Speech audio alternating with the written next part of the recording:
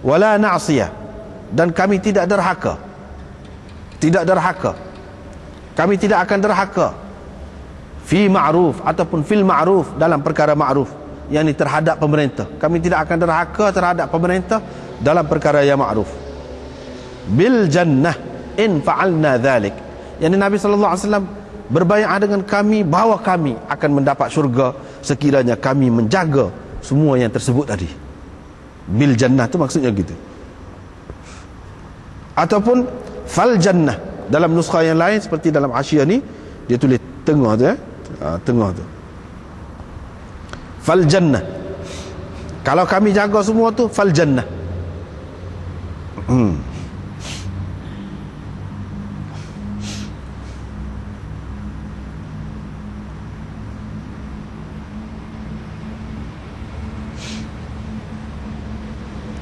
Itu yang kedua. Yang ketiganya wala naqdiyah. Itu ada dalam setengah-setengah nuskha Bukhari ni, iaitu nuskha siapa? Mana?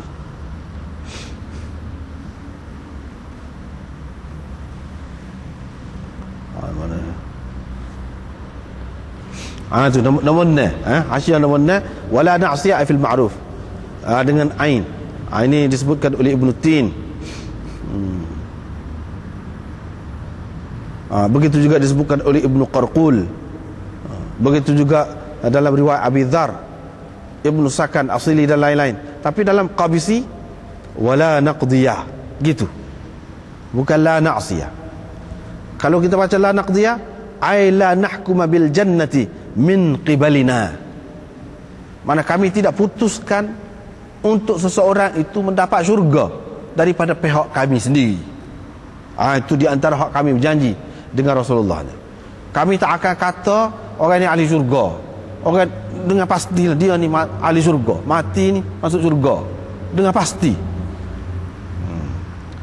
Lagu tu tak boleh. Itu dia berjanji dah. Kalau kita pakai la naqdiyah, yang ni mengikut nuskhah Qabisi ke apa ni. Tapi Qadhi Iyad kata yang betulnya ialah hak dengan ain itu, la na'siyah. Ini sesuai dengan ayat wala ya'sinaka fi ma'ruf, dan mereka tidak menderhakaimu dalam perkara yang ma'ruf.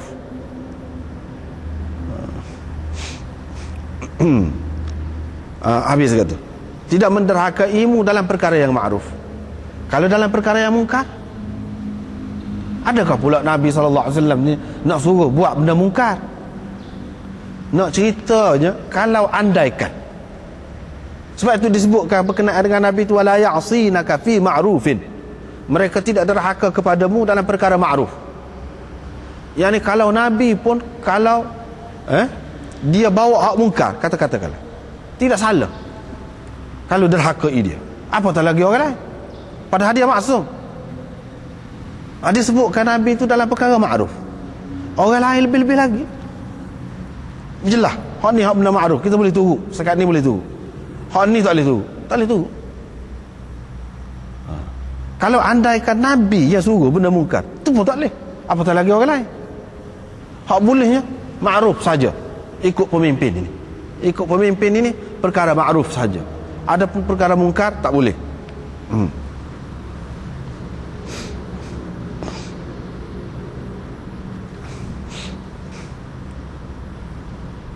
Lepas tu dia kata qauluhu bil jannah, qauluhu bil jannah, mana wala na'siyah bil jannah, tiba-tiba mari bil jannah begitu.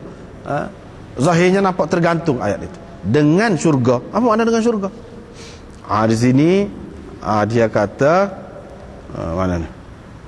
Bil jannah yata'allaqu biqaulihi bay'nahu, yani kami, dia bertakluk ni sebab bil jannah ni kalau kita dari segi nahwunya orang panggil haraf jar asli. Haraf jar asli ni ada tempat ta'alluq dia, muta'allaq dia ada. Mana tempat ta'alluq dia nya? Iaitu bay'na, kami berbai'ah dengan Nabi sallallahu alaihi wasallam. Di pihak kami nak jaga benda ni. Di pihak Nabi sallallahu alaihi wasallam bagi ke dia jaminan syurga. Itu bay'na. Kami berjanji Di pihak kami untuk jaga benda-benda tadi. Di pihak Nabi SAW, dia berjanji kami dapat syurga. Itu maknanya bil jannah ni bertakluk dengan bay'nahu.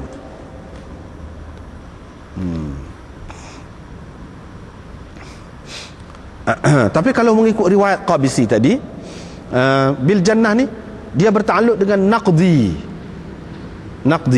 Yani kami berjanji dengan Nabi SAW untuk tidak memutuskan seseorang sebagai ahli syurga dengan syurga. Seseorang mendapat syurga. Seseorang dengan syurga. Kami tidak putuskan seseorang itu dengan syurga. Tidak lagu tu. Yang ni tempat takluk dianya naqdi tu.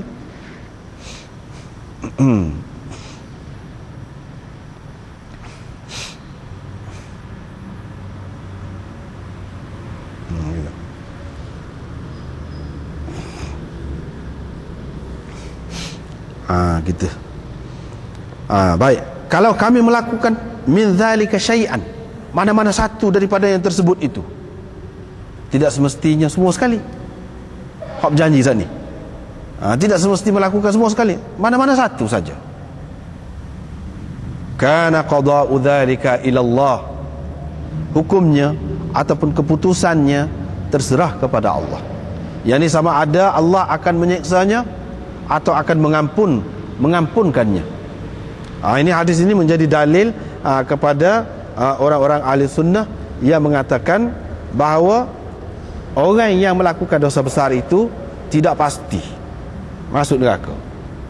Tak pasti. Apatah lagi nak kata kekal dia dalam neraka tu, lagilah tak boleh nak kata dengan pasti. Masuk neraka tu pun tidak pasti. Ini dalil bagi Ahlus Sunnah wal Jamaah. Terpulang kepada Allah. Lepas tu yang demo tu kata terang ni dalam setengah-setengah hadis ni dia sebut apa ni? Kalau bunuh orang macam keluar daripada Islam. La tarji'u ba'di kuffaran yadribu ba'dukum riqaba ba'd. Semalam apa ada dah? Malam ni pun ada juga. Malam ni lebih kurang itulah ada. Malam ni tak ada. Semalam ada. La tarji'u ba'di kuffar. Jadi zahirnya menunjukkan kalau bunuh sama-sama Islam ni jadi kafir lah. Zahir. Tak boleh pakai hal tu. Sebab kalau kafir tidak diterima taubat dia. Tidak diterima taubat dia. Selagi dia tidak meninggalkan kekufuran dia tu, syirik tu. Sedangkan hak dalam Quran sebut innallaha la yaghfiru an yushraka bih wa yaghfiru ma duna dzalika liman yasha. Hak Allah SWT tak ampunnya syirik. Hak lain selain pada tu, bawah pada tu, dia boleh ampun belaka. Itu dalil Ahlus Sunnah wal Jamaah. Termasuklah bunuh orang ke apa pun.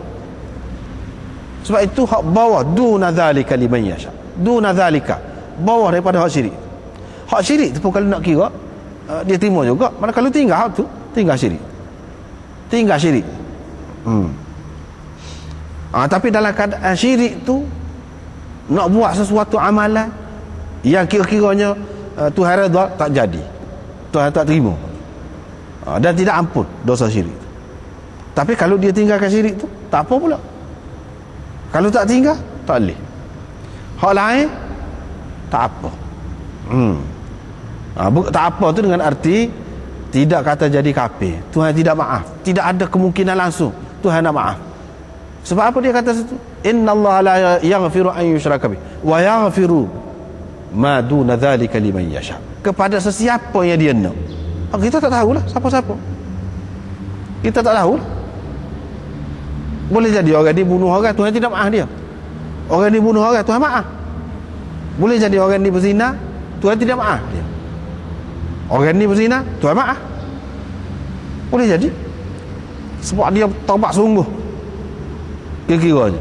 Walaupun dari segi zahir hadis ni mana cara nak menunjukkan taubat sungguh ni apabila dia terima hukum tu.